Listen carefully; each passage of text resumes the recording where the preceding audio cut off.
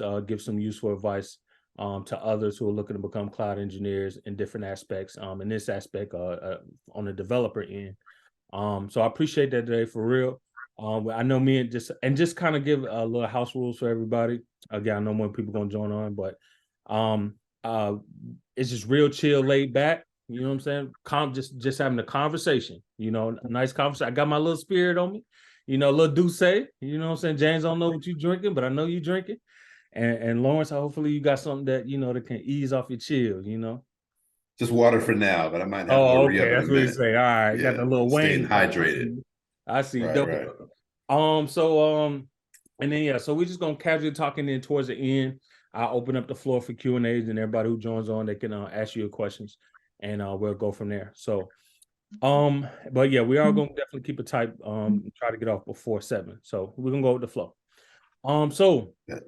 again, so I met you. I met you on TikTok. You know, Of all places.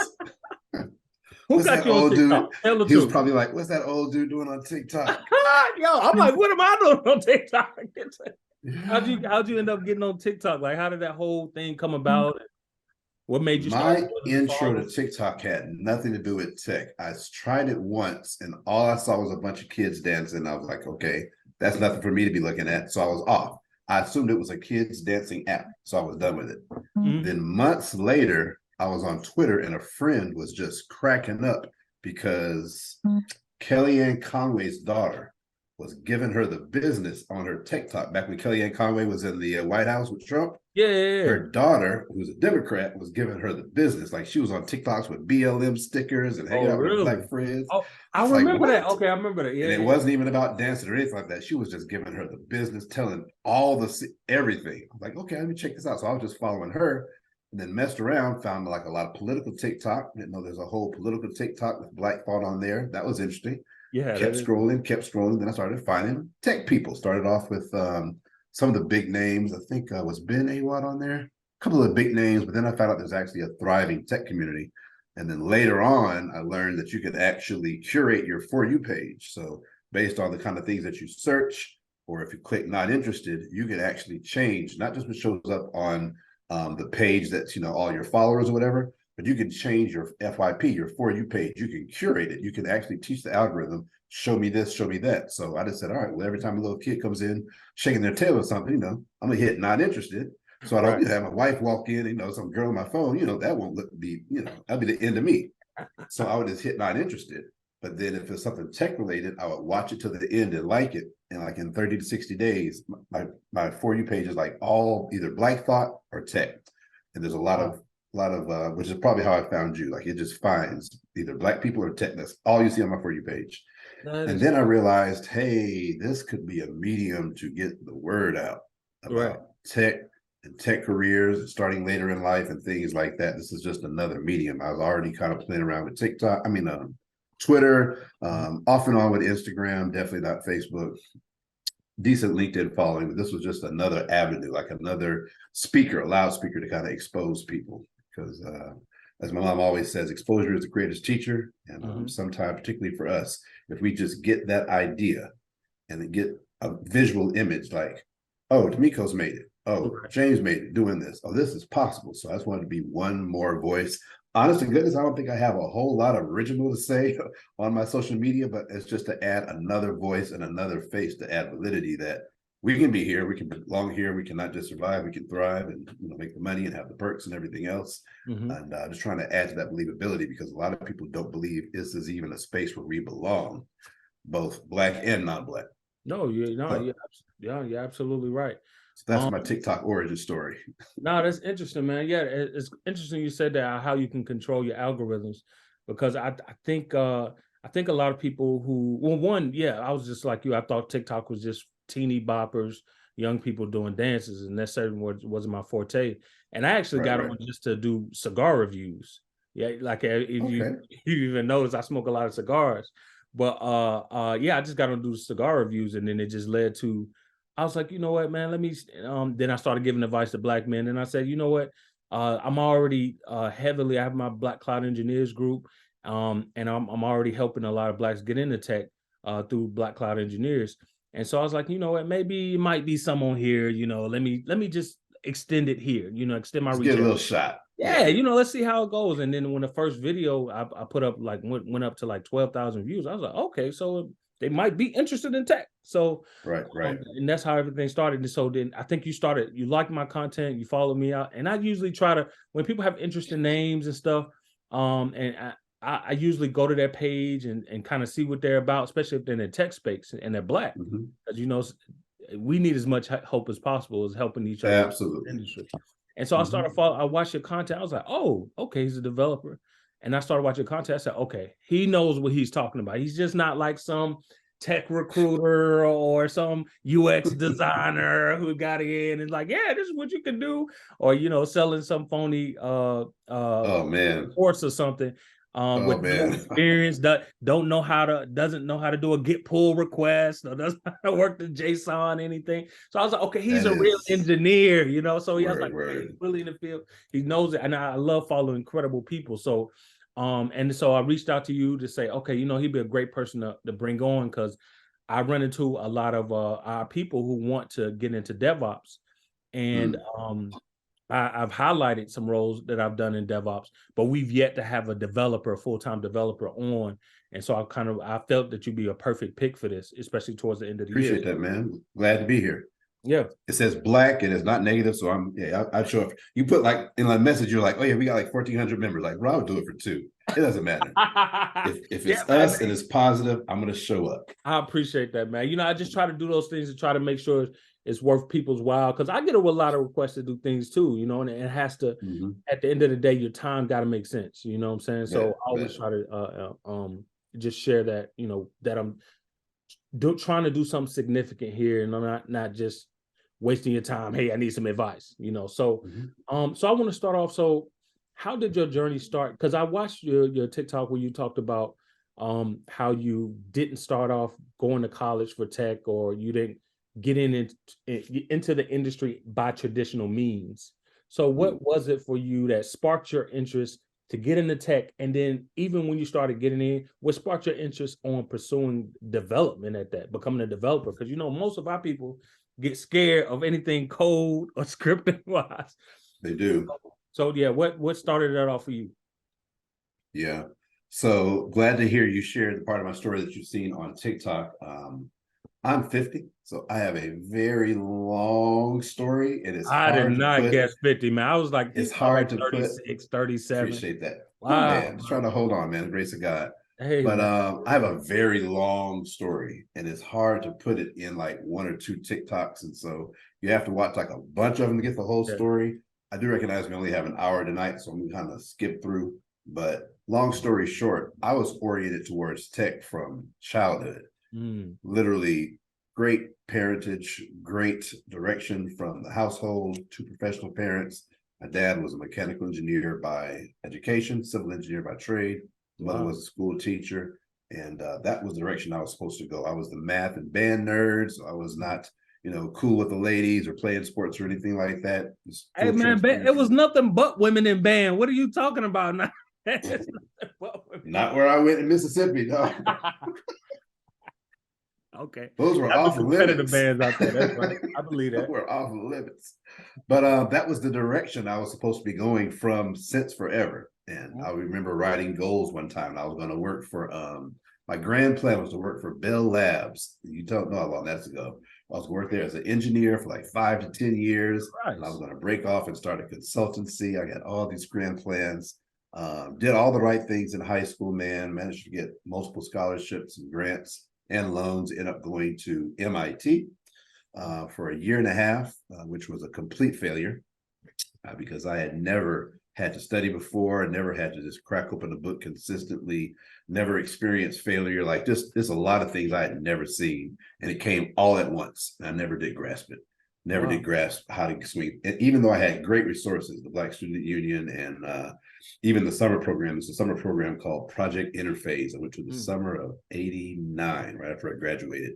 It was designed to help you with that freshman year transition. My immaturity level was just too great, and I was not able to grasp how to make this thing work.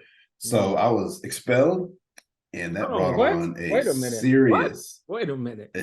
A Hold on. rock flunked out. How'd you go from I couldn't grasp the concepts to okay, so I'm expelled? Wait. Bruh, it was 3 semesters of pain. I'm Oh telling my you. God.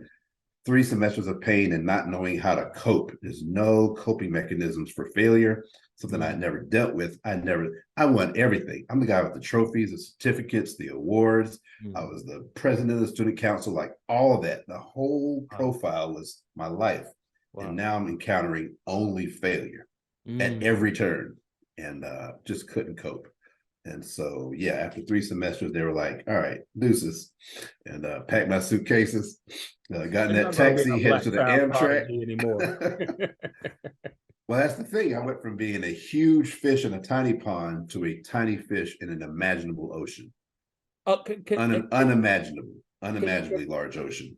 I just want to harp in on that point quickly because I remember listening to NPR podcast, NPR News, and they had this segment, they had the scientists on that talked about college kids who in their schools where they're from, they were the big fish in the small pond. They were the smartest kid, most academically achieved, et cetera, et cetera. And they would go to these Ivy level league schools and they would find out these, they become a small fish in the big pond because now they're competing with global students who are also high achievers.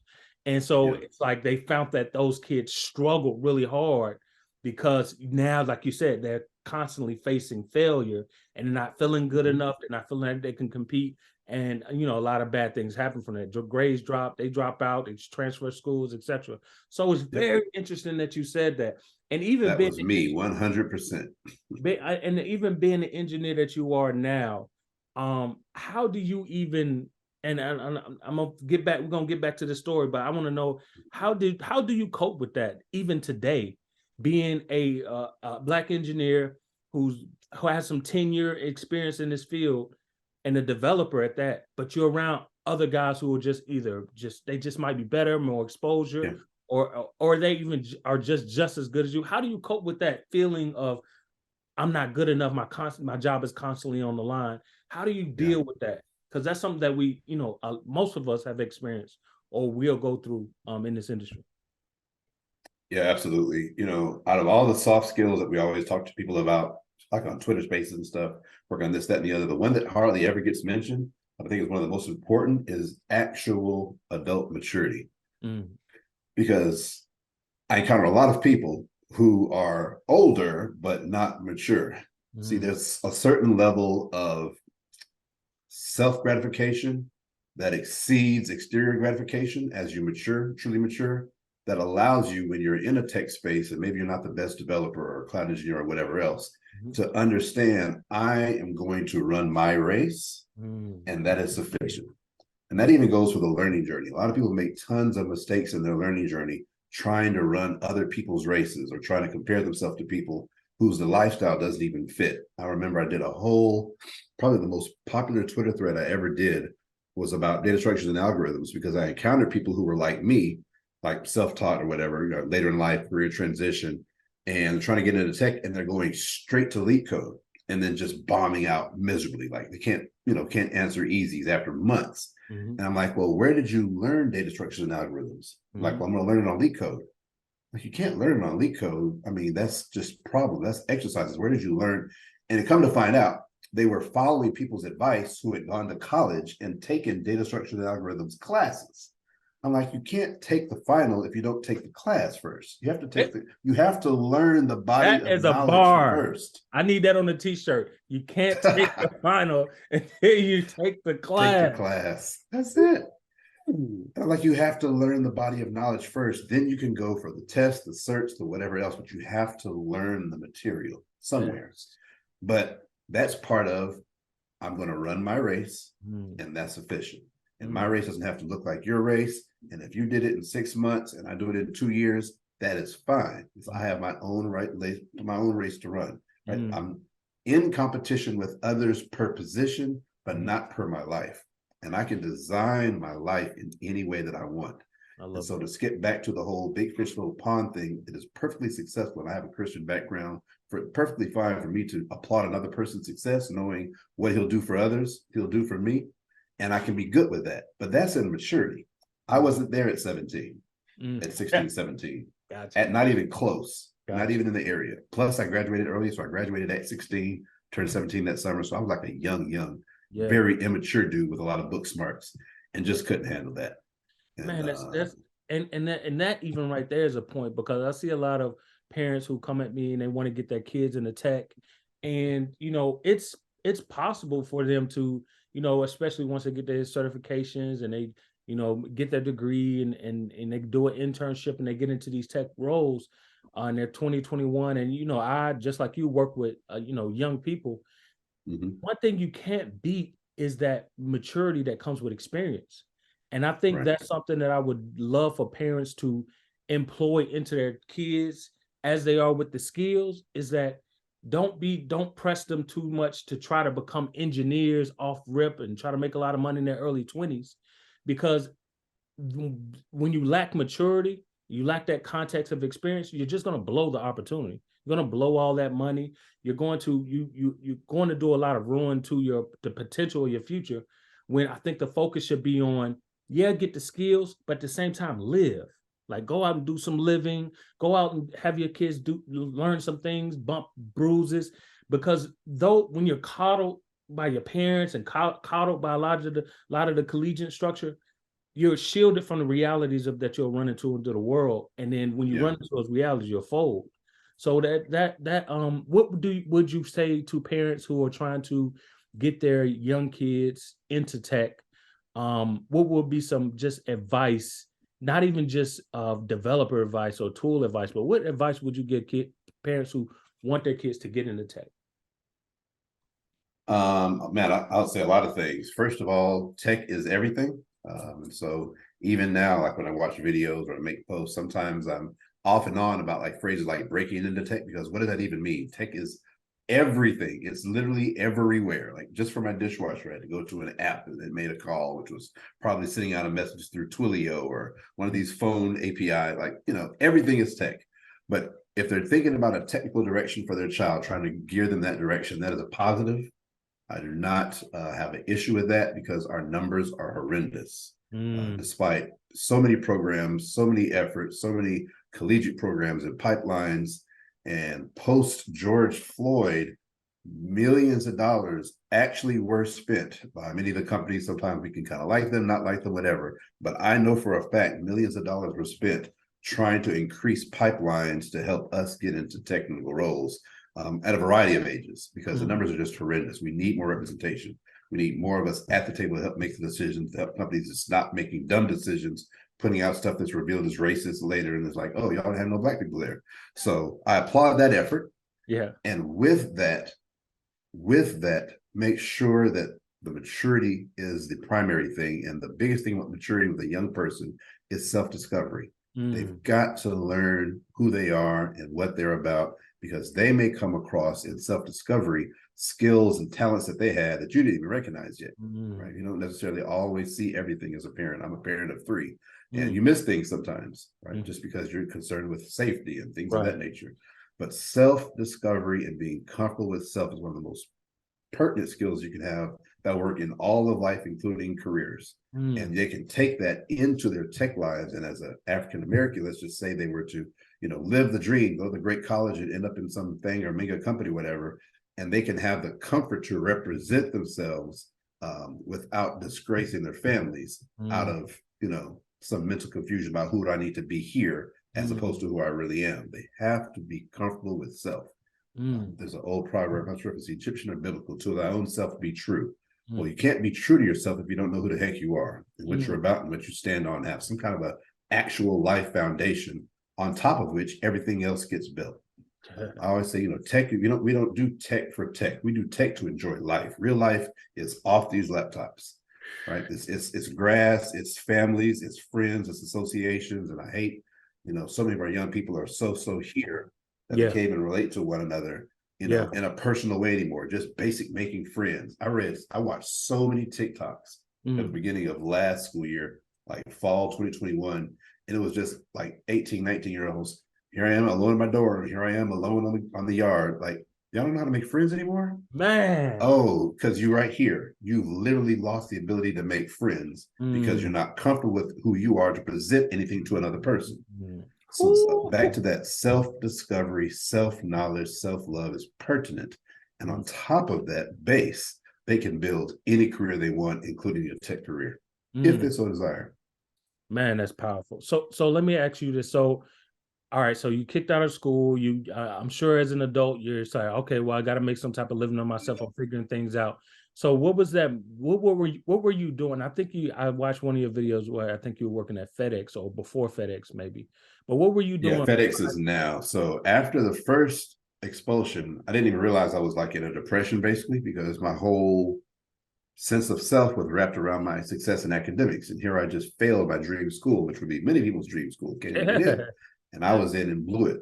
And so I was done. Like mentally, I was done. I went from like one state university to a community college to, from one school to the next, nothing was working. I couldn't get in, like places I should have easily been able to succeed in, but my mind wasn't right. And after about 4.5 years, Dad was like, I don't know why this isn't working. We obviously know you have the brains for it, but you have to become a man regardless. And that means you need some money.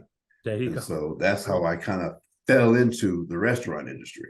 I think first one was a Dairy Queen, little Dairy Queen down in McGee, Mississippi. It was making Do ice they cream still have Dairy cones. Queens? I haven't seen a They Dairy Queen. do. They do down south. You got to come across the I'm in border, man. Atlanta. You know they got Dairy Queen, so don't even play. Here we He's go. playing. Here go to Metro P. Atlanta playing with me. Go ahead, I'm listening to you. So yeah, started there, and it's just restaurant, service industries, hospitality in general, tourism, warehouse. There's just certain industries we have a tendency to kind of fall into because we don't have marketable skills. And most all of those industries are literally the cog of all cogs. Like it's very hard to escape that vortex of life. And you can build a life there, but it is very, very, very difficult. But yeah, I went from there to Wendy's to Ryan Steakhouse, worked at a bunch of restaurants, ended up becoming a general manager. And that's when kind of the money started kicking in. And I did that for 17 years. There was a 5-year break in the middle when I went and worked at Nissan as a supply chain analyst, almost kind of getting back around to tech. Same time that I went back to school, and I did finish my degree at Mississippi State. Got like a general business degree because at this point I got kids. I'm talking about college, and I didn't even finish. So I just went and got an extension program, got a little BS degree. It's meaningless, but I got to walk. I got my piece of paper that says To show your kids an example. Just to check that, right? Finish what you start. Finish what you start. So I did 5 years supply chain work for Nissan, then ended up going back to restaurant industry, and that's what I did a lot of my campus work, working at Jackson State, then Ole Miss, and then some other restaurants. And I want to put a pin right there because that's important too. And this is more so for the matured adults who are listening and who are going to watch this video is that you're not, a lot of techs that I talk to, especially us who didn't come from traditional backgrounds, from college straight into tech, we went and worked regular jobs. So it's great to hear that you've done the warehouse thing, you've done the fast food thing, so those people who are even in those industries still, and they're looking to transition over, and like you said, you did it for 17 years. So 17, it's never a point where it's too late for you to learn, pick up new skills, and be able to make transitions, especially into a field like tech. So I'm so glad you said that, man, because that really adds a lot of the humanity aspect of, I think, who you are as an individual, and it comes across well in the videos that you give off on your TikToks, because you give off as like I'm a simple guy, I'm a hardworking blue collar guy. I just happen to know these tech skills, and be entertaining at the same time, because you are entertaining. But and then you have you sure you weren't a cartoon character, speaker, orator of some sort? You have like this, like I thought, okay, maybe he's like an actor, speaker. I was like, okay, man, you wild, bro. I've done voiceover work, but no, no cartoon. But I've done voiceover work. Yeah. Okay, and then, but that too late question though, that's a good one, because I get that a lot. It's 30 too late, 35 too late, 40, all the different numbers, and my answer is always like the same. It's only too late if you're either incapable or unwilling of continually learning new things. Continually learning. I remember, what's that young lady's name? Well, I'm not gonna put her on blast, but I remember a young lady that I was following on YouTube when I was just learning it. She was real inspirational to me. She also came from like a service, blue collar background, transitioned into tech, and it didn't work out. It didn't work out, like less than a year, and she was gone, and she kind of went back into retail or whatever. But the biggest thing was she didn't grasp that you're always learning a new thing. And when you come into this, if you want to be an actual technical role, whether it's cloud, developer, DevOps, whatever, cybersecurity, it is continual learning. You will have to learn something new, and it won't always be hand-fed from the job, right? Everything's not going to be just A, B, C, D, 1, 2, 3, and you do that and you're done, you go home. And that's important because people are coming into tech like a lot right now, and they don't really understand how it works. It's not that you just learn a body of knowledge and you're done. If you do that, you will be aged out. You will face ageism. The biggest thing of ageism is unwilling to continue to transition into new technologies, new ideas, new projects, because that's an all the time thing. And your code base might be in C# today, and you get a new CTO, and you know what? Next year we're going to Python or Go or whatever. And you got to be the one that's ready to drop on a dime, spin, pivot, learn the new thing quickly, and then be able to contribute to your team. Nice. That's where ageism comes in. So as long as you're willing to do that and capable of doing that, there is no too late. It literally doesn't exist. I love that. Now, if you're going for a startup culture, like in California, Silicon Valley, obviously they're trying to get their little 20-somethings out of Berkeley, Stanford. So that's where you have to know, again, where you belong and where you can thrive the best. Not every arena is going to be the best supporting for you. So for me, currently working at FedEx, a place that has a lot of older engineers already, people that stay around for 20, 25, 30 years. Like you don't even hear that anymore. But it's kind of more of an older set. Things don't move too quickly. So that's a very good match for me. Yeah. Which is right back to our first question, knowing yourself. What's a good match for me? So I would look crazy trying to slip off to, Santa Clara, and I'm going to join some new, AI vision that, like, dude, where are you going? And it's not that I'm not skilled. That's just not a good match. Right. And I'm not into trying to force square pegs into round holes unless it's literally a justice type of thing. And so you have to find out what you're about, where you can succeed, where you can thrive, and then where are ideal arenas that match that.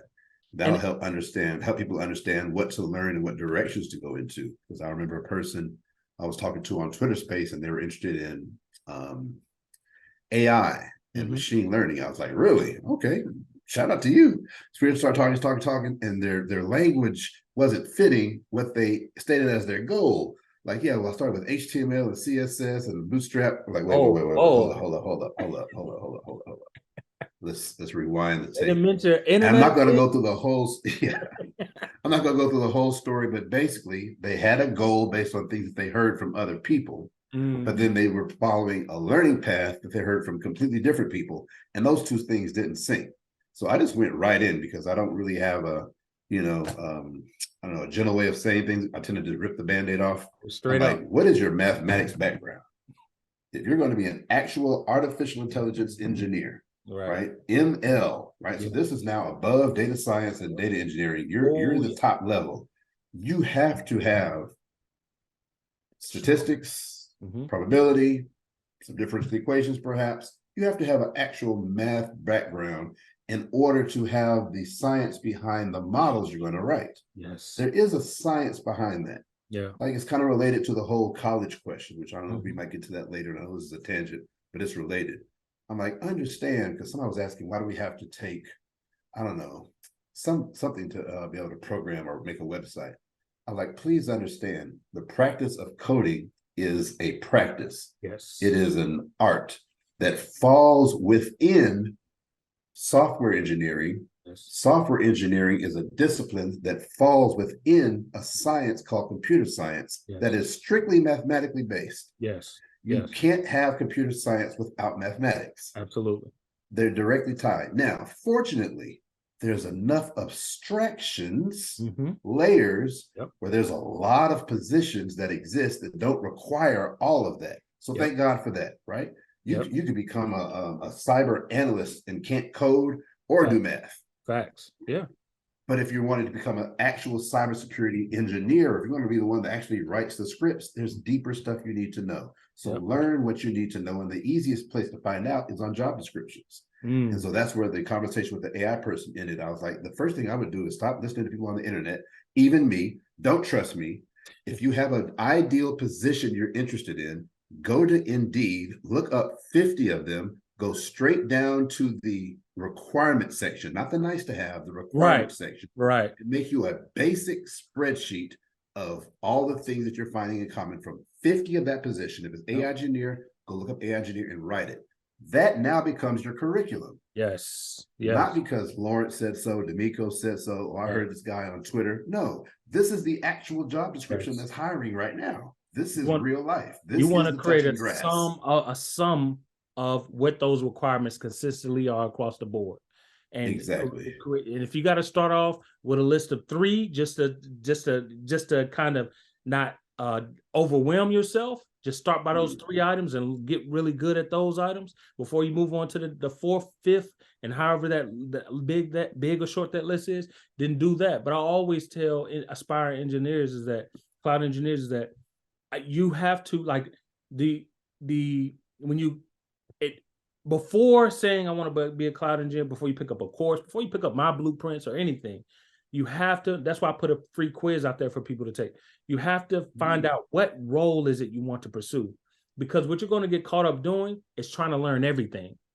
And then you're going to get defeated because you're going to feel like I'm not learning enough, and I'm not learning enough fast enough, and I don't really even know if what I'm learning is the right thing.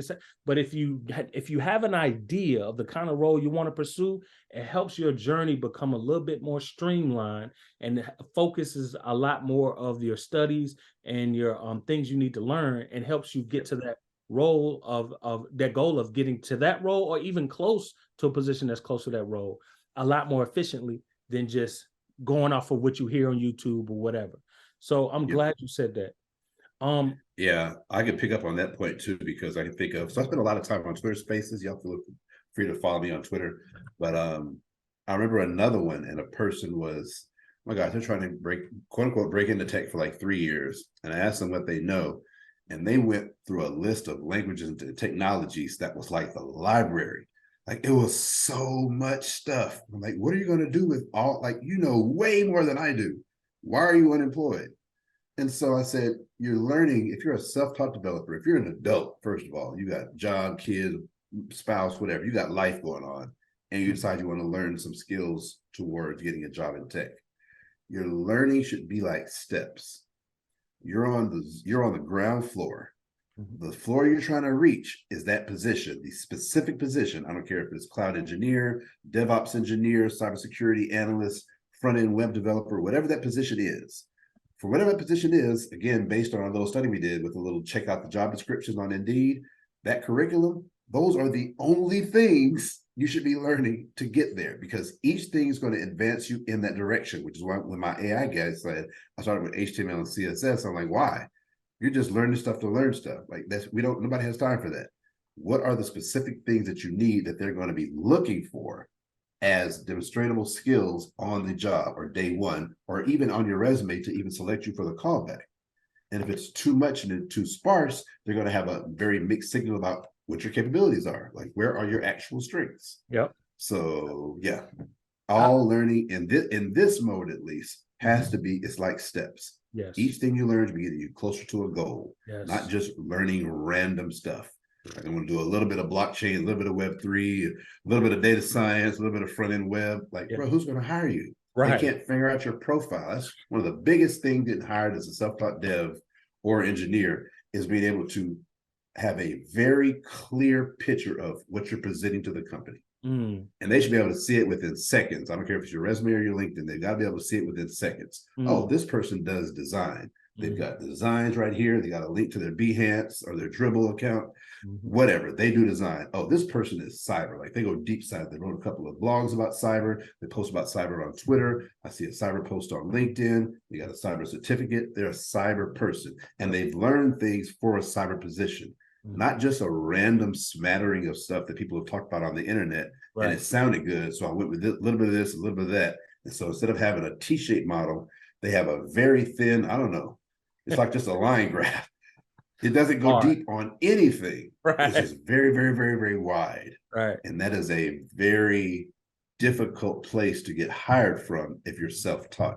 It's more possible if you're collegiate because they're looking for that degree anyway. Mm-hmm. Even the ones that say don't require a degree, trust me, they still like it. Mm-hmm. Yeah. So definitely. it's easier if you have that collegiate background. But if you don't, you want to be deep enough in something where they have the confidence he or she knows this thing. They don't know anything else. They know this. They can focus, they can learn, and they can build. Bingo. And two is that that when you're operating for someone who doesn't have a degree, when you're able to, one of the things that I found that interviewers are impressed by is when, especially if it's reflected in your resume and it's reflected in your actual interview that you speak on, they love a self-learner. They love a person who will go out there and learn it and has demonstrated ability, a deep understanding of it to be able to, create something in their portfolio, demonstrate what they did with the knowledge that they learned, maybe create a little diagram of some sort. Yep. But that is also key, is that you have to be able to, they're just impressed by people who are willing to go out there and learn on their own, without, when you don't have that college degree background or that traditional background, as well. That's one of the things that can work for you. So let's talk about, so when you made that transition to go from GM to, all right, I'm gonna hop back into tech or get my first swing at tech. Mm-hmm. What was that process like for you? Horrible. Absolutely horrible. There were no Twitter spaces back then. There was no Clubhouse back then. There was no big tech Twitter community. There was no big tech TikTok community. Hey, don't they got it good today? Don't they have it good today? Maybe too good. There was nothing. There was nothing, my brother. And in the little town where I lived, the one meetup group around tech was for college students only. And so it was just me. It was just me. Like, God damn. Yeah, I can't win. Can't win. I'm already working a gazillion hours at a little fast food joint. Already tired. This is a struggle. I'm trying to get my brain working again, because when you go from kind of meaningless type of restaurant work, stuff like that, to actual learning how to code or something more technical, rigorous, man, you feel your brain like popping, like this is new. Like I haven't done this in a while. And so not a lot of support. And it did not go well. I was on and off trying different resources, just making a lot of mistakes. A lot of my TikToks are talking about the mistakes that I made, because it took me 2 years to do my transition. Started learning in 2016, first job in 2018, and just made a lot of mistakes, bouncing from one curriculum to the next, thinking the curriculum wasn't written well. And the fact was, I just wasn't doing enough practice. Didn't know, didn't have a mentor, didn't have a group, didn't have anybody I could help on Twitter or anything. It was just me. And it was just a struggle, honest to goodness. Not even a Cinderella story. It was just bad. And sometimes I would just quit. I think around March or April of 2016, I was like, forget this. It's not going to work. And I was just done with it for like 2 months. Then my wife was like, you want to check it out again? Thank God for my wife. She always keeps me, she'll give me time to come around, but then she'll give me the nudge, give me the right direction. I would not be where I am without her. Ain't nothing like a good woman. Woo! A black woman. A good black woman, you hear me? She got me back on track, and eventually, like it was late 2017. I was like, I got to go to meetups, because I'm reading about this on like Free Code Camp's blog and other places, like meetups, but there was none around me. And I actually took a trip from Oxford, Mississippi to Arkansas, which is hours away, Little Rock, Arkansas, for I think it was like a 3-hour meetup. They had an Iron Yard boot camp, but they had like a free Saturday / meetup. So I went for that, met some people. That was really, really cool. Kind of got invigorated again. And then we had a meetup here in the Memphis area where I am, around April 2018. I started going there, and that was the difference that made the difference. Reaching out to other real people who actually care and who want to give without looking for anything from you, which is very, very rare. Because I've been applying at this point well over like 150, 200. Like I just stopped counting because it was depressing. I'm just sending out resumes everywhere. Again, another mistake I've made: shotgun approach with resumes, not targeting my resumes. A lot of mistakes. But anyway, made a connection with this group. The group was called Code Connective. They met here in Memphis, and just some of the nicest, most helpful people I could have ever imagined. Mm. I still live in Oxford, so that was an hour and a half trip one way, so 3 hours round trip. But I made that, and like I said, made connections with them like March or April. Got on their Slack channel, got on the job board. By May, I was hired in my first role. Wow. And I know for sure it had a whole lot more to do with the people I connected with than how good my skills were. Because at that time, I knew like basic front end web dev. I'll say HTML, CSS, JavaScript, Bootstrap, a little React. I was not great in React, still not, because we do Angular at work.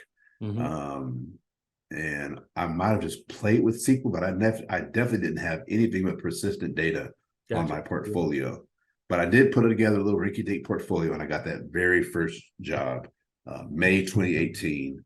And I felt like, man, fireworks, the sun came out, the angels were singing, bruh.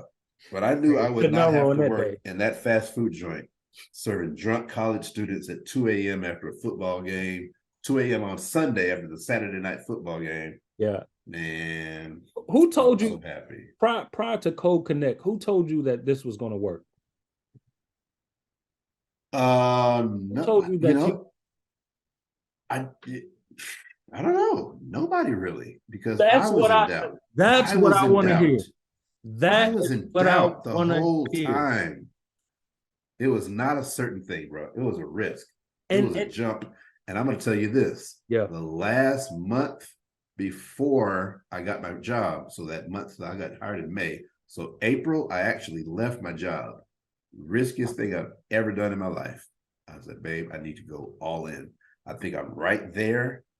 But it's like just the time to just make the calls, to make the connections, to customize the resume, to add a little something. It's just not enough time. I'm doing a little hour here, 2 hours. I need to just go hard.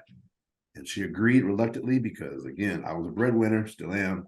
And I just left my job in April, completely uncertain, no definite path, no assurances, just a feeling like if I can go extra hard for a month, that'll do it. And it did it. Here's why I made that point is because I want our people to know that, and this is why I'm interviewing you. This is why I consider you a Black tech hero, is because it's people like you who are our pioneers. Like you all did it when there were no support groups. There were no big brother, big sister mentor around to tell you, oh yeah. You just, all you got to do is X, Y, and Z, and you can start here and da. You had to figure this all out from the bottom up. Like you had to learn and build it as you went. And you didn't even know if it was going to work. Like at that time period when you were doing it, it wasn't no popular blog going out, oh, yeah, you can get into tech without a degree, without a computer science degree. So and I just want that to hit home for folks so that they know that we took those licks early. And we're here to help you go a way that doesn't have to be as turbulent of a route that we went. And we're evidence and proof that it can work for you. As long as you're willing to do the work. And we're even going to help you circumvent a lot of work that you don't have to do. Because we're telling you the precise things that you need to study for, precise things you need to learn, the basis, the soft skills aspect of it, as well as the hard skills, technical aspect of it. It's like those things are the things that our people need to hear, is because if we can do it and we didn't have any light, we were figuring out in the dark. Just out there with a flashlight. Where the hell? Y'all got to follow this. I swear he's entertaining. So yeah, and we're here to just be that beacon of light for you all, help for you all, and structure and guidance for you all. So I'm so glad you said that, man. Because that takes a lot to take those risks. When you said that you drove from Mississippi to Arkansas on a whim for a meetup, you didn't drive there. Oh, you had a job interview. This was your last round, or they were giving out vouchers and you can take. No, you didn't know. There was no guarantee, and that's what they all have to know. This is all a risk, but this is a calculated. It's more of a calculated risk when you have those who like Lawrence and I, who are helping you, show you the way. It's more calculated. It's more, okay, this is possible. and we're showing you how possible it is and what type of routes you can take. So, man, I'm so happy to hear that. Seriously, and I appreciate you again for even, of course, man. you know, for and I think that kind of goes back to your earlier question about why I'm on TikTok. It's like to be able to take, you know, the lashes that I went through and tell other people like, don't do this and this and this and this, right? And to help kind of structure their kind of game plan and talk about even like timelines, like things like timelines. I remember, oh my gosh, probably one of the first YouTubers I ever watched in the tech realm, programming wise, was Chris Sean. And I love Chris Sean, very nice young man, saved guy, all that. But his thing was he got started in tech in 3 months. And I used to look at that and I was like, dang, I must just be just a dumb butt up here. Like, what happened? I used to be smart. And it was months later before I found out he got hired by a friend. He barely knew React. He was like he barely knew JavaScript. Oh man. A friend gave him a chance. And there's nothing wrong with that. I'm not shaming but that. What did you but say out earlier? Out of context, I'm looking like, well, how did he do that? And what's wrong with me? It's What been did like you say? 18 months. You said earlier, you said that's why it's important to run your own race. I encountered that again, even in my learning journey. I encountered that again. And it was again, so I dropped the link to the group Code Connector. Appreciate connecting that, yeah. with good people who are going to look out for you, not going to try to, you know, run you up a river or sell you some BS course or whatever. Finding those kind of people is one of the most instrumental things you can ever do in your tech journey. Avoiding pitfalls, avoiding, again, crap courses and resources, doing things the smart way, building your network. Just, I cannot talk enough about it. And so I love that group so much that I ended up running the darn thing. So I'm the community manager for Code Connector now. Yeah, I saw like that. a lot of meetups. Yeah, we do a lot of meetups and I stuff. thought there was a sponsorship deal. I'm gonna be honest. Now knowing your story of how you got involved, I was like, oh, okay, they must cut him a nice check, and he's now, you know, sponsored. No. But okay, that I see now in the background, like how dedicated you are because how much they changed your life. So Ted Patterson, James Quick, and Joe Ferguson. Now, Ted Patterson, y'all probably have not heard of, even though he's a fantastic designer. But James Quick, he was one of the leaders back in 2016. And he really showed me the ropes. You guys can probably find him on Udemy and YouTube. He's a full-time content creator now. He was doing DevRel for a while, but just a brilliant young man. He showed me the ropes. He's in the Memphis area. That I met another guy, Joe Ferguson. He's actually, he helps maintain the PHP Laravel library. Or something like that. Something about their standards. He helps maintain that. But anyway, a really smart, empathetic guy. Somebody who's just interested to give and to help people that don't care if you're, you know, black, white, male, female, young, old. They don't care. Are you interested in this coding thing? Come show up to the meetup. Pay attention. Ask questions. You know, you're in. And for me, it was, and I know it's not like that all the time. You know, not all groups are made the same. Like some are real exclusionary. Some are on some BS. But you find a good group like that, like this. Man, utilize those resources, show up to contribute, and then just get blessed by whatever it can give you as well. Love that. Show up to contribute.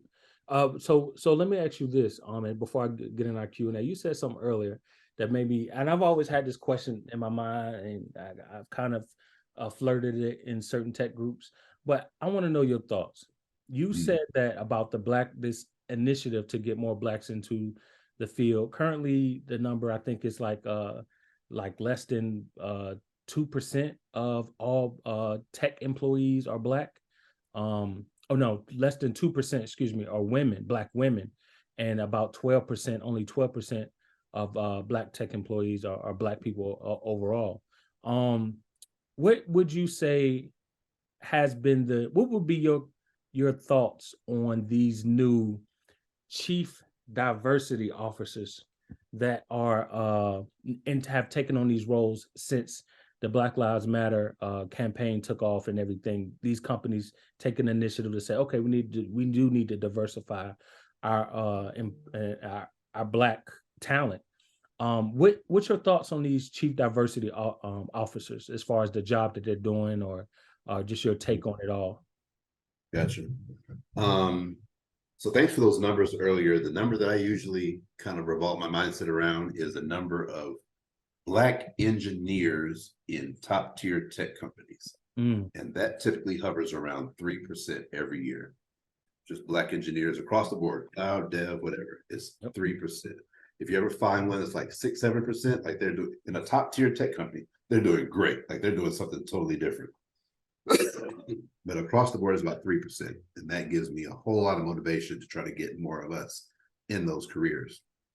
Now, the diversity, emperors positions that we're seeing, it depends on a lot of why it was created and who to whom they report. So the majority of the ones that I see fall somewhere within human resources, which means they are there to protect the company. Human resources is about the management of resources for the company's benefit.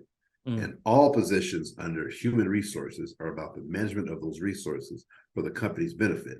Now, ideally, they want to keep you happy, productive, and all that kind of stuff so you do a good job. But at the end of the day, all positions under HR are there to protect the company. Their first interest is the company. You come second. So if the diversity, vice president, CT, whatever, falls under HR, that tells you all you need to know. Now, when it comes to when we say diversity and inclusion, so the number, like I said, I revolve around that 3% number. Those are two different ideas. We can work on diversity. We need to. That's just the numbers aren't there. But we also have to work on inclusion, because if the 2% that you do have employed feel marginalized, left out of the conversations, y'all are talking about the real business on the golf course or at First Baptist Church where we don't go, stuff like that, and we're not in the conversations, and there's nothing adding more people is going to do.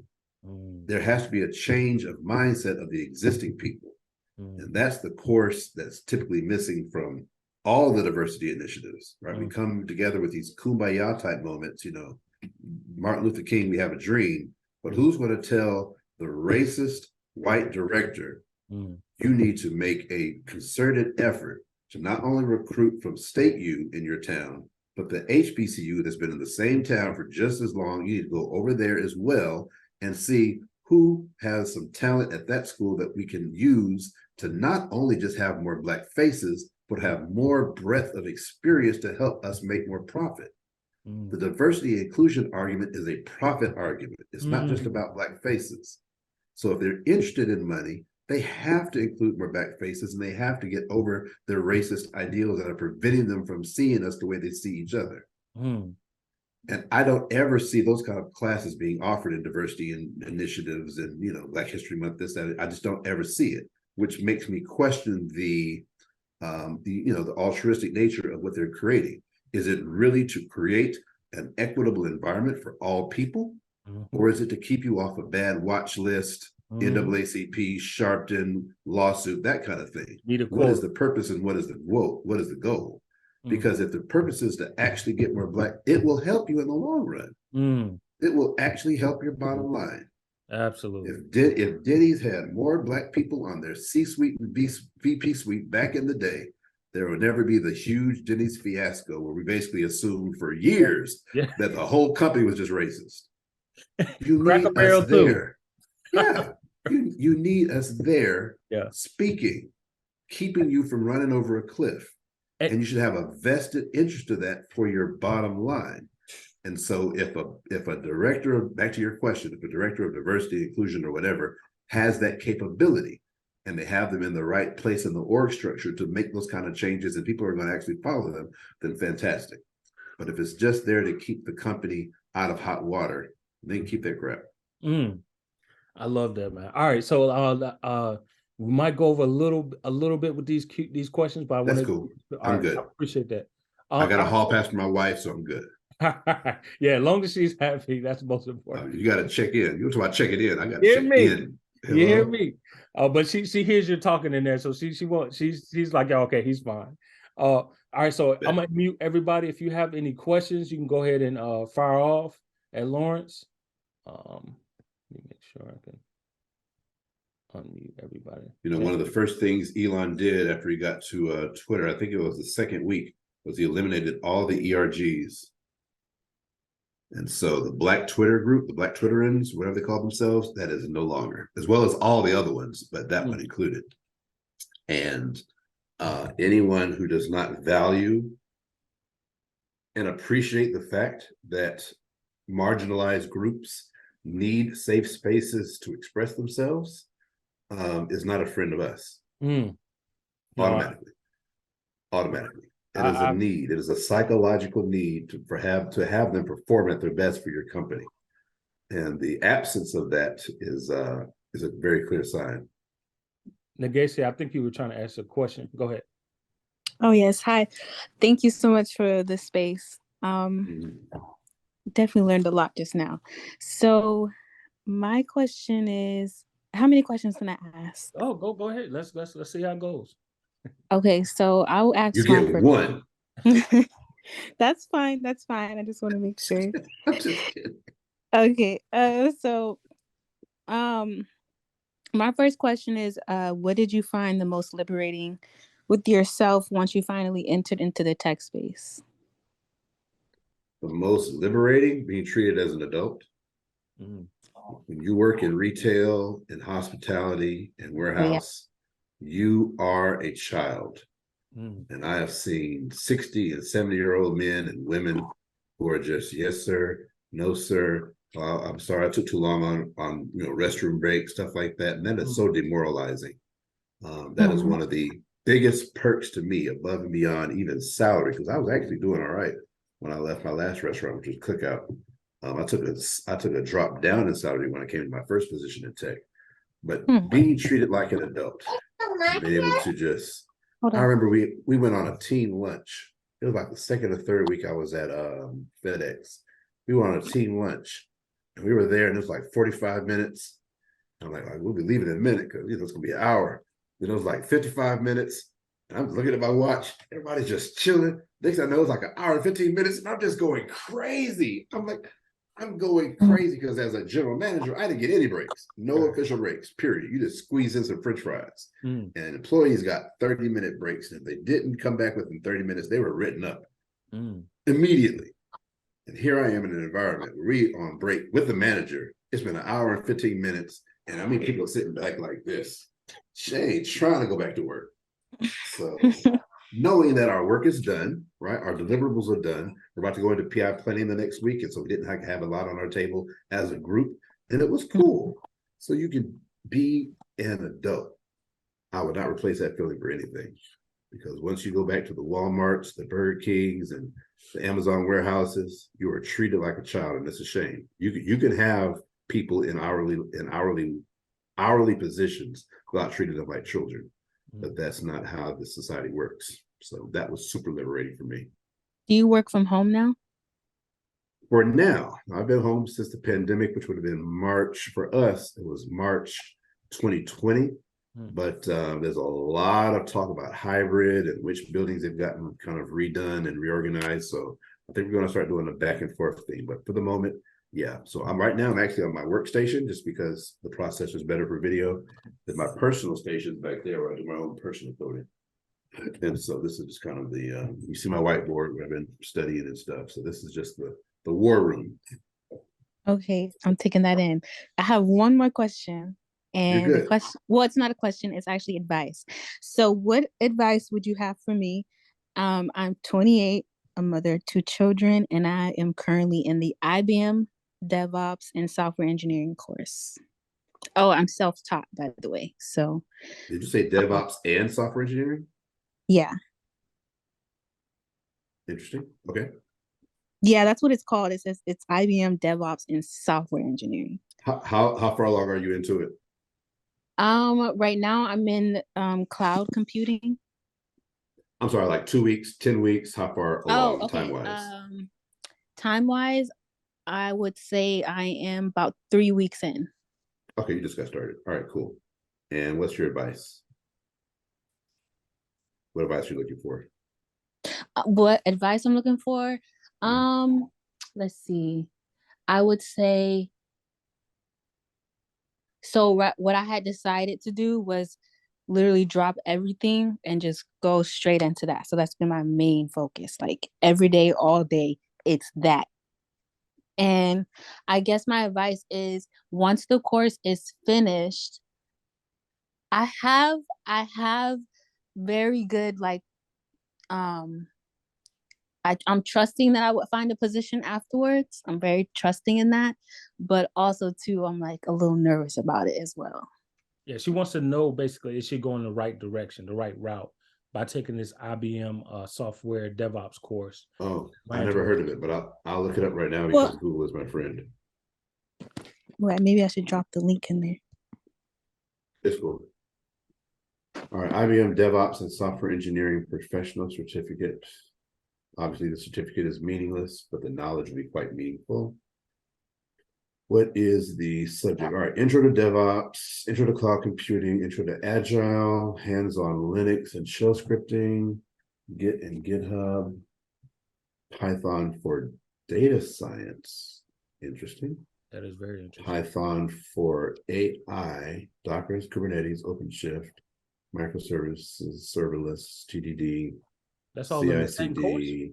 Yeah, there's like 13 courses. This is a major. So here's my question. Here's my question. What is the name of the position that most interests you? Like if you could be in this position in a year or two, whatever, that would be it. What is the name of the position? DevOps Cloud Engineer. DevOps Cloud Engineer. You will absolutely not need Python for data science to be the DevOps Cloud Engineer. Unless it is specifically a data science oriented, you know what I'm saying, cloud position. But that's a niche. This is extra stuff. So that's my first thing. There's extra stuff here. I'm not saying don't do it. Like you want to get your certificate. If you started, you want to finish it, but there's extra stuff here that you don't need. So back to what I said many questions ago, look up that position and see what they ask for and compare it to what you're learning now. Since you're only 3 weeks in. Compare it. You should have a good handle internally on what do DevOps, entry-level DevOps engineers want you to have as far as a required list. Just look that up. Matter of fact, look it up tonight. Yes. And if it looks like what you're taking, great. If it looks different, you might have to pivot. Now, most of these terms are familiar, but when they said that Python, well, the Python is cool. People use Python for everything. Yeah. When they started talking about data science and AI and application development, like that's just not the DevOps that you need for your entry-level position. You can get that later. So step number one, also, look at those positions and see what they're asking for on the required list and compare it to what you're doing now. 2, get a handle from whatever instructor or TA you have and get an understanding of what will you have tangible to show at the conclusion of this. And this goes for any boot camp student of any type or any course. I did a talk, probably my best Twitter space. It was called How to Become Day One Ready as a Self-Taught Developer. And there was 4 points. I call it chops, which is your skills, demonstration, mouthpiece, and audience. Those are the 4 things. And I might reiterate this later if we have time. So right now you're developing the chops. Number 2 is you have to, as a self-taught dev, you have to have some demonstration of what you know. So you're hoping to get hired or looking forward to getting hired as a DevOps engineer. You should be able to ask yourself the question now, why will they pick my application out of the stack? Before we even get to hire, why will they pull my application out of the stack? If you apply on LinkedIn, why will they pull my LinkedIn profile out of the stack? There needs to be something compelling about you, almost like bait for a fish, because if it's one position with 100 apps, they're not calling 100 people. They're calling 10 to 20 max. So what is going to make your profile a 20? What we know it won't be is this certificate, because certificates of this type are meaningless. This is not an actual cert, but the knowledge is sufficient for you to be able to build things. That's my point number 2. It's chops, the demonstrations. You need to figure out ASAP, what will I build that I can demonstrate? I don't care if it's a whole portfolio or just time from time, you finish some project, you drop it on your LinkedIn and your Twitter, but you begin to build this image that you are a DevOps person because you're communicating to the world. Here is my demonstrated competency in the skills that you're looking for, which means if they catch your profile on LinkedIn, the first thing they do is check your social media. Hopefully you know that. And if they go and they see a lot of DevOps stuff and they happen to see a link and it takes them to like a sandbox environment or to a, what do they call it? To a lab. And she built this and she secured that. And there's a pipeline here. then they know you're in the space. They know you're in the real deal, right? Way above and beyond the piece of paper you're going to get from this course, which is meaningless. It is meaningless. But what you can do from the knowledge you get is the most meaningful thing that you can do. So the advice is showing it. Make sure you have a handle on what projects you'll be able to show. I see the word project in a couple of the courses. Obviously, you want to customize those. You never want to go in with the exact tutorial project or the exact course, because if there's multiple people taking the course, which there always is, what that means is employers are seeing the exact same projects over and over, and they know it's this class project. So go ahead and get comfortable with customizing things. Spend as much time building as possible, particularly if you're going all in. Spend as much time building as possible. Building meaning fingers on the keyboard, blank slate. What do I know how to make today? And this is like my test for front-end developers, but the same thing works for DevOps and cloud engineer. Every week, you should be able to ask yourself this question: what can I make today? What can I build? And if the answer is nothing, then that's not a bad thing. That's just a signal. Like, I need to take my studies a little differently. Like, I'm passing the tests and stuff, but I don't know how to build anything. And if I don't know how to build anything, I won't be able to give the compelling argument in the interview about how I can contribute at the job, which means I'll never get hired. So every week, what can I build today? And then build it. Right? I don't care if it's just a little sample. Man, I had so many tiny little, when I was taking Java in my boot camp, because I ended up doing a little free boot camp later, I had so many little tiny projects, like this minor, never put on a portfolio, but it was what I knew how to build right then. So like right now, it might be just a counter, and tomorrow, next week, it might be how to take in user input and save it off to the database. And the next time it might be how to consume data from an API and show it on a web page. Like every week I can build something. And I'll just do like that tiny little mini project just to prove to myself I do know this thing. So if I get in the interview, I'm not just saying a bunch of concepts. I'm talking about what I've actually built with my hands, right? Who are you going to trust? The doctor who only went to school, or the one who's done the 10 surgeries already? Obvious. Or the person who says they know how to build houses, or the one that shows you this entire suburb is me. So that's the same thing for you. Not only did you take the course, but here's what I made with my hands. I did this pipeline. Matter of fact, I met a developer. Since I'm not a developer per se, they had a project. They didn't know how to deploy it, but I know all about deployments because I'm that DevSecOps engineer girl. And so I took their project, pushed it up to Azure, and did this with EC2, right? You take that space, but you need to put your hands on something. And there's lots of ways to do that, from open source, from groups like this. I hope you guys are collaborating with each other, whether you have a Slack or a Discord, because you should connect with other people and do group projects. Because I see one of the things that one of the courses on your certificate is Git and GitHub, but you do not know Git until you do Git with other people. Git by yourself is like, it's like me writing on this piece of paper. It's nothing. But when you have to do Git with a team of people, that's a whole different level. And you have to start rebasing stuff and reverting. And so I would encourage you, if you're in the Black Cloud Geeks, connect with somebody, connect with somebody who's on the developer side and say, hey, do you have a development project that I could work with? And I want to just see, I just want to write a Jenkins build. I just want to just have a simple CI/CD. It runs off some tests, the tests fail, it gets pushed off to GCP or whatever, right? And that's the kind of thing you can tweet. That's the kind of thing you can drop on your LinkedIn. That's the kind of thing that can go on your resume, because if you don't have experience, being able to show what you built can classify as a project that you would put up to the top. Because when it comes to the resume, once you finish the biographical information, the order of a resume should be most compelling argument about you should be at the top. On your resume, the most compelling argument about you should be at the top. Now, if you went to Berkeley and got the 4.0 in computer science, that goes at the top. If you haven't seen the college campus in your whole life, but you've actually built out some pipelines with CI/CD and you push some stuff to the cloud, put those projects at the top. Whatever is the most compelling argument after the biographical information, your name and number and all that kind of crap. And so those projects absolutely can go on your resume. You get good 3 solid ones. Now you get into the interview, you don't get hit with the no experience thing. Because what I say all the time is people go into the interview, they get rejected. I ask them what happened. They're like, well, they said I didn't have enough experience. I'm like, that's code word. They knew exactly what your work experience was before they called you. They have your resume. So if they say not enough experience, what they're actually saying is we don't trust that you can do the thing. Mm-hmm.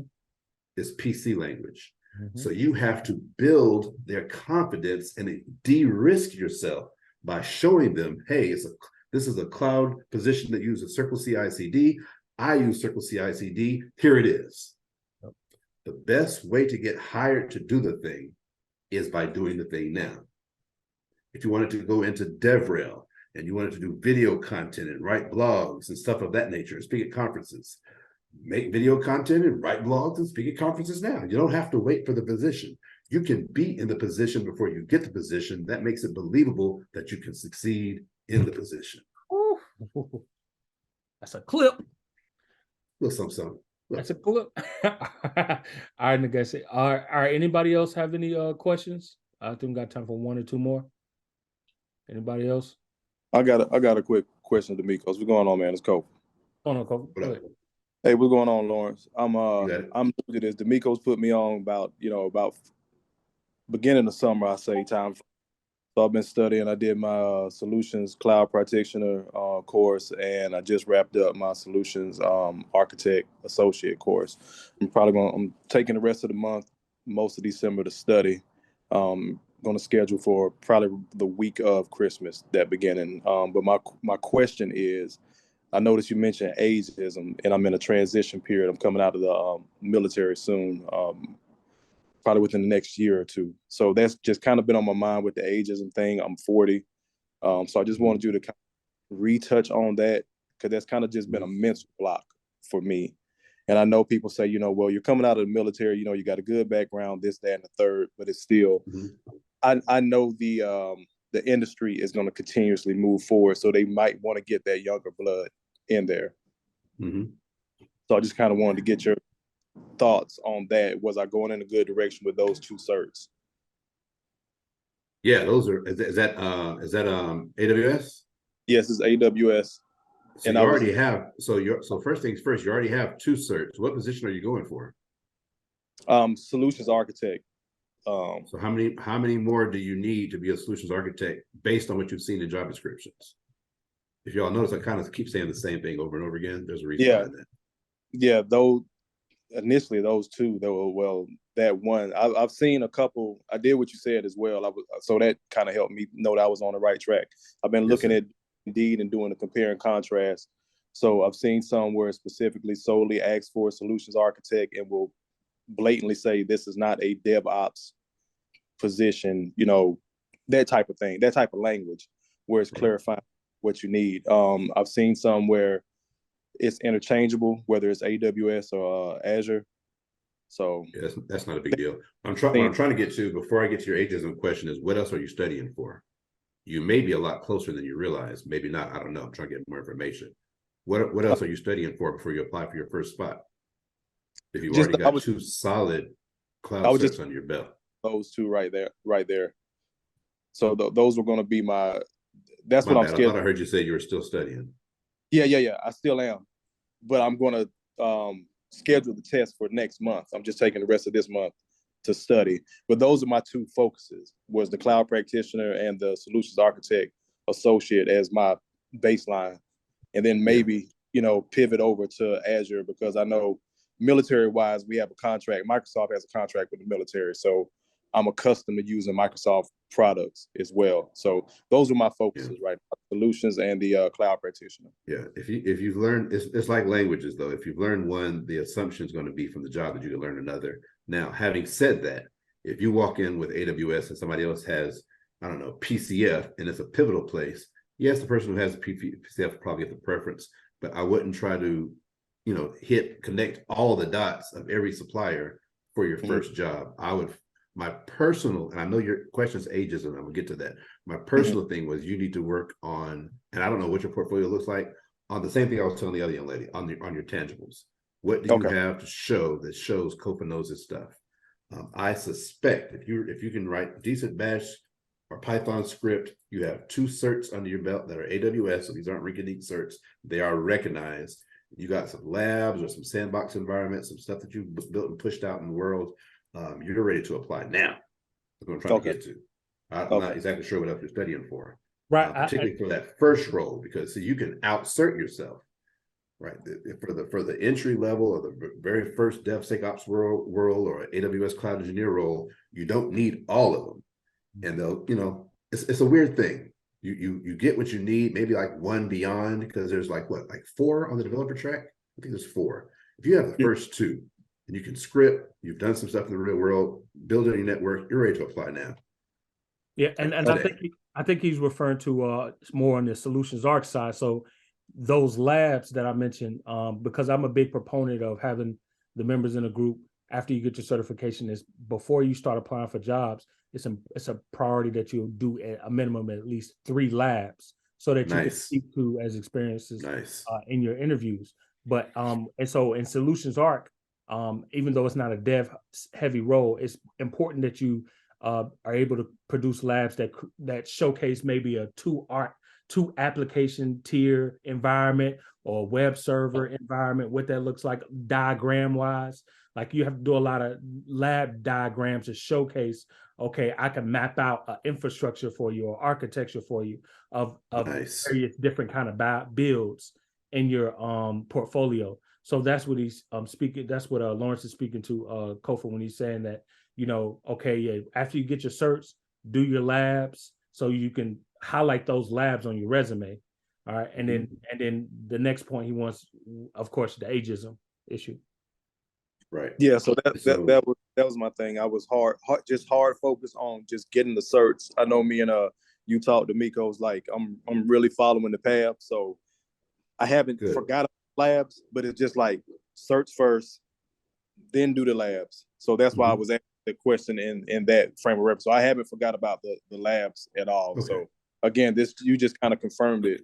Some of the stuff that me and D'Amico's talked about, and some of the things that you said about Google being your friend. That's a big term we use in the Army. Like Google's your friend. Like that's what it's there for. So I've used that doing my own research and the conversations me and D'Amico's has had. So I just want to know that I'm on the right path. And again, transition, the ageism piece, that is my mental block right now. Gotcha. So awesome. So first things first, your path sounds perfect. Just keep on trucking. You're doing great. Regarding the ageism, there's so many ways I can answer this. And I think I already said one of them earlier. So let me answer it a different way now. Someone asked me, so I was one of my earliest tech videos that I put on TikTok. Someone was like, but isn't there racism in tech? I heard there's like a lot of racists. I'm like, sis, I live in the United States of America. For real. There's racism in everything. There is nothing, even Black stuff, that does not have racism. So the question is, how are you going to show up to dispel the myths that created the ism? Okay. That's the question. How are you going to show up? And is that space somewhere conducive? Again, I would not find myself at a Silicon Valley startup personally, not at this stage in life, like as an individual engineer. It's just not a good match. Like that's a low probability scenario. And I'm all about playing the numbers to my favor. But there are so many companies. Can you give just like your general area that you're in? I don't need your address, but just like your general area. I'm in Atlanta. Tons of places that you'll be fine. You will be fine. Atlanta's a huge employer. I don't care if it's the Home Depots or hell, you can work for Chick-fil-A. They have a corporate office. They are engineers. Yeah, beautiful campus too. My neighbor just told me a story about a guy that he knows. They got on with Delta, and literally the guy just came out of prison like 6 months ago. So he took the cert. I guess they offered it while he was locked up. So he killed time, did it, understood it, came out of prison, and works for Delta now. So you'll be fine, bro. Just keep, there's nothing wrong with being older. Just don't have an old mindset. You gotta, for me, like TikTok, in addition to being a voice for me, it's also kind of my, oh shoot, that's the guy. Again, it's also kind of like my youth serum. Like you have to stay up to date on what's going on, how people are communicating, what's driving different initiatives. And that's like one of the reasons I'm on TikTok, because I know it's youth, it's young, right? I'm not on Snapchat, but it's young. And so that's kind of like my touch on what's going on now. So if anything in that space at all comes up in a work environment, it won't be like I'm so disconnected from today that, I'm this dinosaur trying to pose as an engineer. I have to know what's going on now. both with the hard technology, with technology going, which we do pretty much Java development because it's an older place anyway. But as things with Java change, or SQL or prep, I don't know. They haven't had a lot of changes, but anything that is being updated and changed, I have to stay up on those things and be willing to pivot on a dime. If it's a change of technology, if it's an advancement that the company's trying to make, being up on that, and even be able to speak to it in an interview to upcoming changes going on with different technologies. Again, I'm not a cloud person. You guys are the cloud engineers and experts, but knowing what's going on in cloud, this is where you're reading your blog posts, and this is where you're reading your technical articles to know what's going on now. That's your potential preventive to ageism. Staying current. Because when you go and you speak about the latest thing that's coming out, or how, whatever, some versions being released next year, and you can just drop a little hint in the interview, they'll know you're up on your game. Not just like this old guy that's posing as an engineer. Like you're the real deal, and they may trust you with your maturity factor and skills above and beyond a younger person who's more immature and may have the same skills. But you've got to be up on what's going on now. Okay, I appreciate that. Go for one more question, then we're gonna let him go so we can so Lawrence can get to this handyman. Yeah. All right, go ahead, Jay. I think Jay, you got a question. Go ahead. Yeah, what's going on, everybody? Y'all can hear me good? Yes, sir. Yeah, you're good. Hey, what's going on? I was actually gonna ask you, based on my skills and how long I've been in the industry, what cloud position you think will be working for me. But you just said a moment ago you're not a cloud guy, so it doesn't even make sense that I asked you this question. So I'm gonna hang back. I'm willing to listen though. What are you doing now, and what do you think you might want to do? Okay. So I've been system and network administrator for 13 years. I kind of want to stay right in lane where I'm at. And in about 2 years, I'm transitioning to project management away from being in the break fix space and then doing any work with my own hands, if that makes any sense. But for now, I want to get some cloud experience under my belt. But I don't know what position would fit with what I already do currently. Like I said, I'm a network and system administrator for 13 years. So, and you're going to be in a PM in about 2 years. In about 2 years, I'm giving myself a max. That's my ceiling. 2 years where I transition into project management. But for now, I want to I want to at least work a cloud position for 2 years. Gotcha. That's interesting. Now that is probably the first question that really made me think in a very long time, because in my brain, it's like you're doing this, you can't see that, but you have this upward mobility path in the sysadmin networking side. And then you're thinking about doing that, which would be going down, because obviously you're not going to go for a senior cloud engineer position. You've never done cloud as a position. So it's going to be a kind of a step down, but it's a purposeful step down because you're eventually going to go back up to being a PM in the cloud space. You need to talk to some people. My risky bet, we talked about risks earlier, right? My roll of the dice would be that you would have your Linux is solid? Yes. Yeah. So if you have networking, sysadmin, Linux background, I would bet my roll of the dice would be that background plus certs alone could get you into pretty much any first level cloud position you can imagine. And I know your desire is to work a cloud position now. I understand that, but I have a suspicion that you, with the certs alone, because if you've touched network, that's ground level. That's wires and servers, baby. That's zeros and ones, and that's trusted. And if you're a system admin with Linux, so you know the operating system, that's a solid foundation. It's irreplaceable. So if I can just take just that, right? Yeah, Red Hat. Like if you I don't know, are you RCSA or not? But I could easily see you with that and just certs and going straight to a cloud position, or even straight to a PM cloud position, because the PM, as I always say, need to know enough about it to be dangerous. Yeah. And if you already know the nuts and bolts of all computing, which is networking, that's much respect to you for that. That is rare. I don't hear nearly enough people talk about network engineering for whatever reason. Yeah. So shout out to you for that. My roll of the dice suspicion is that what you have already, plus like a cert or two, like the ones my man mentioned earlier, was it Kofa? That'll be enough to get you either the cloud role for now or directly to PM. Yeah. Yeah, so Now the thing about I've the funny actually thing about already the interviewed PM. with. I'm sorry. Go It ahead, seems bro. like there's a No, delay. I'm sorry. yeah, that's you. Go ahead, bro. Yeah, I was saying I actually already interviewed for 2 PM positions that I declined because I want to be more familiar with cloud work. You understand what I'm saying? I'm one of those guys. I was in the army, 6 years active. I don't want to go into a situation without actually having applicable knowledge of what it is I'm discussing. You understand what I'm saying? I could be a IT project manager right now for Chase Bank, which they interviewed me just a week ago.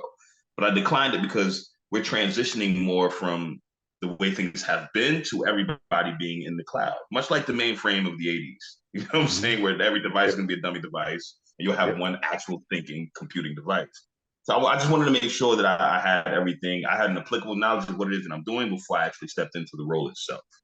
Gotcha. I just don't know. I don't know what position would fit for me to gain the knowledge. I think someone told me there's a such thing as a cloud system administrator.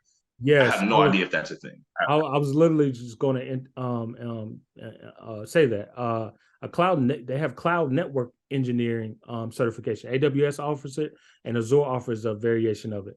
But yeah, you can. I was a cloud database, a cloud system admin as well. At one point, I did a project for like a month.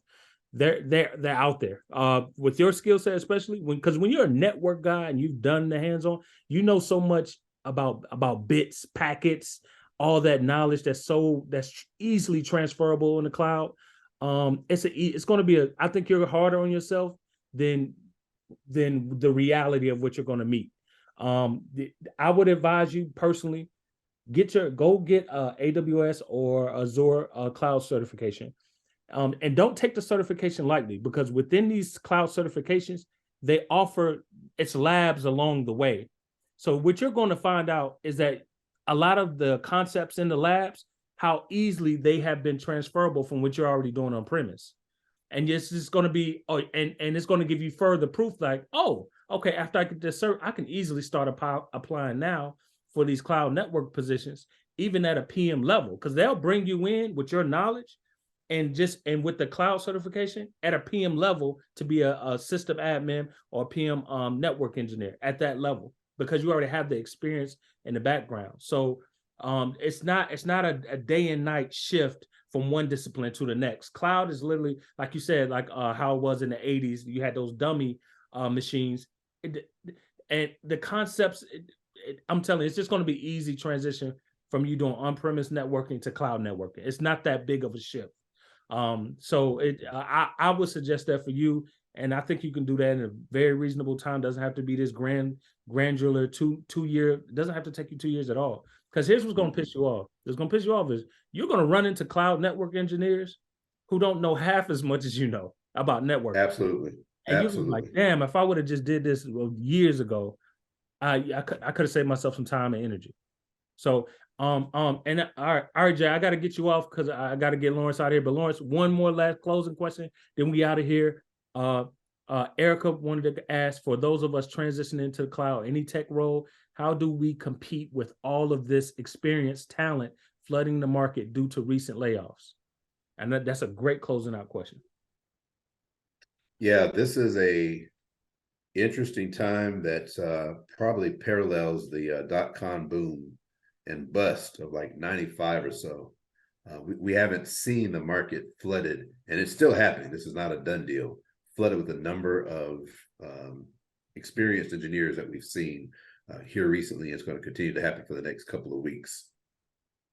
That being said, a person, let's just say, for instance, they were laid off from Meta. Let's say they've been there, I don't know, 5 years in whatever role, and now they're in the market, right? More than likely, not guaranteed, but more than likely, they are not looking for the same position that you are as an entry-level person.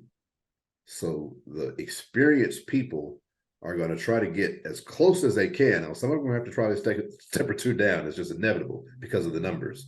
But for the most part, they're going to try to get as close to they can as where they were before, which would be the more experienced positions, which is something I'm presuming you're not going for.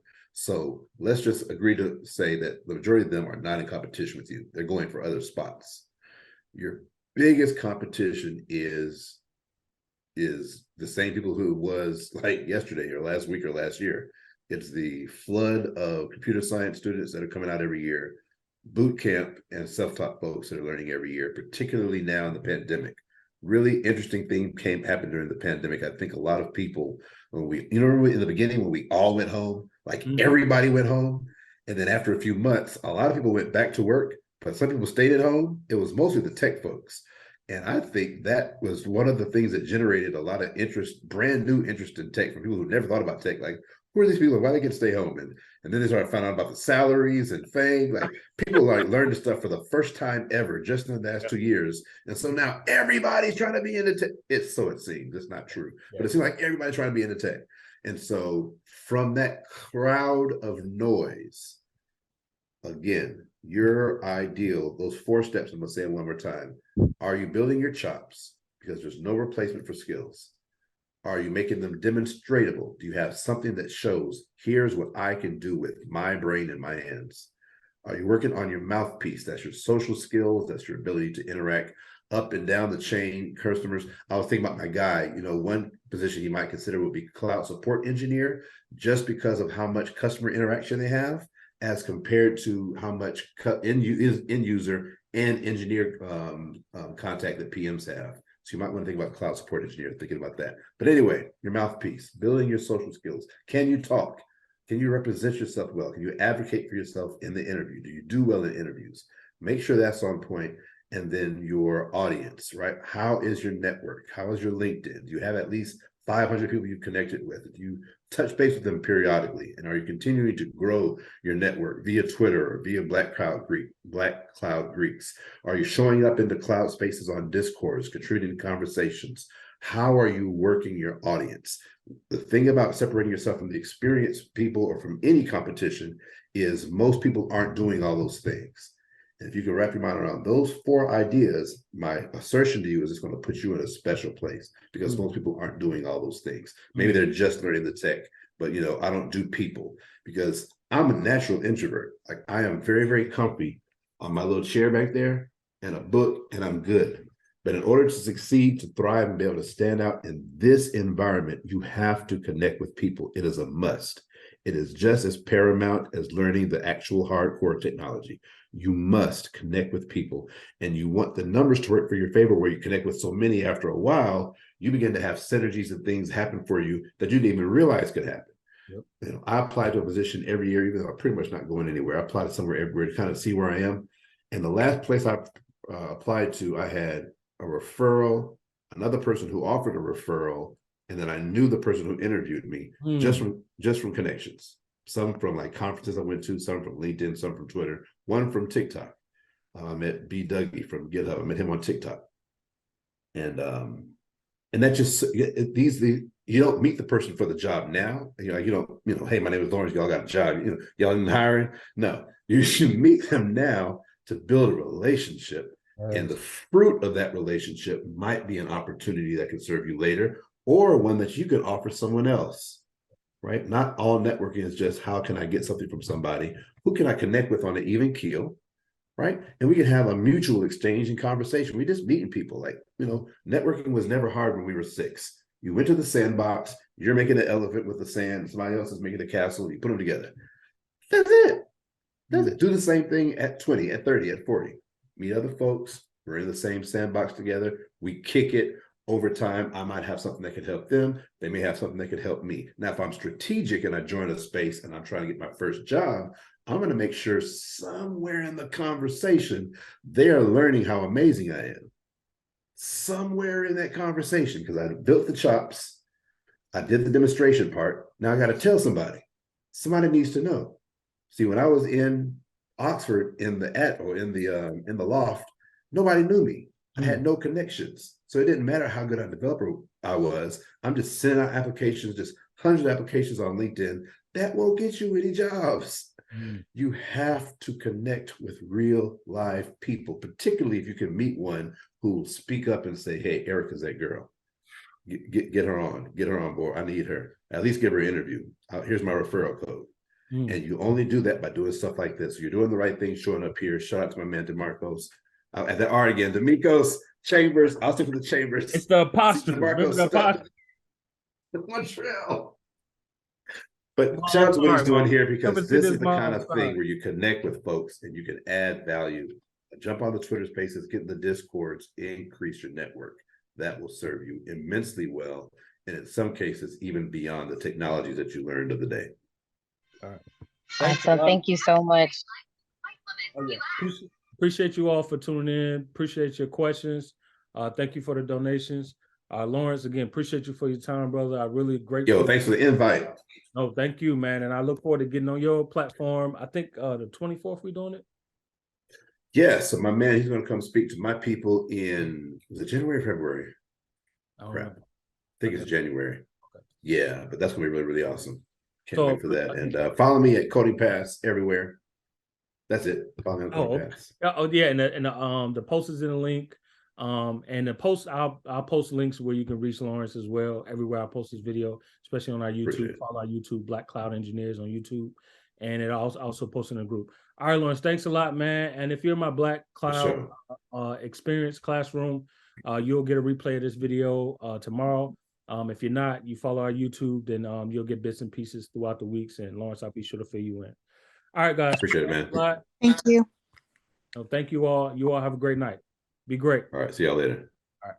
Peace.